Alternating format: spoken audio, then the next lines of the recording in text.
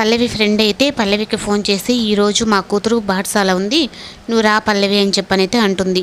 అప్పుడు పల్లవి అయితే ఈరోజు ఎలా అయినా అవనిని బాధ పెట్టాలని చెప్పని అనుకుని అప్పుడు తన ఫ్రెండ్తో అయితే ఇలా అయితే చెప్పి పెడుతుంది ముందుగానే.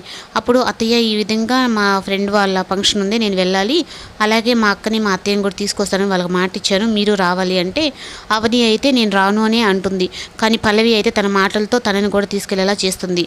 అక్కడ ముందుగానే ప్రిపేర్ చేసిన విధంగానే అయితే పల్లవి వాళ్ళ ఫ్రెండ్ వాళ్ళ అత్త అయితే అవని దగ్గరికి వచ్చి, నువ్వు ఒక అనాథ పిల్లవి, ఇలాంటి ఫంక్షన్స్కి రాకూడదు, వచ్చినా ఏదో ఒక మూలన ఉండాలి, ఇక్కడ నలుగురిలో తిరగకూడదు అని చెప్పని తన సూటుపట్టి మాటలతో అవనిని అయితే చాలా బాధ పెడుతుంది.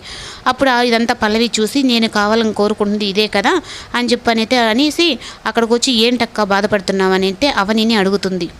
ఫంక్షన్ అయితే స్టార్ట్ అవుతుంది. ఇంకా అవని వాళ్ళ అత్తయ్య వాళ్ళు చైన్ తీసుకొచ్చుంటే దాన్ని వేయబోతుంటే పల్లె వాళ్ళ ఫ్రెండ్ అయితే నువ్వు ఇలాంటివి వేయకూడదని చెప్పని అందరి ముందు అవనిని అయితే అవమానిస్తుంది. అప్పుడు వాళ్ళ అత్తకైతే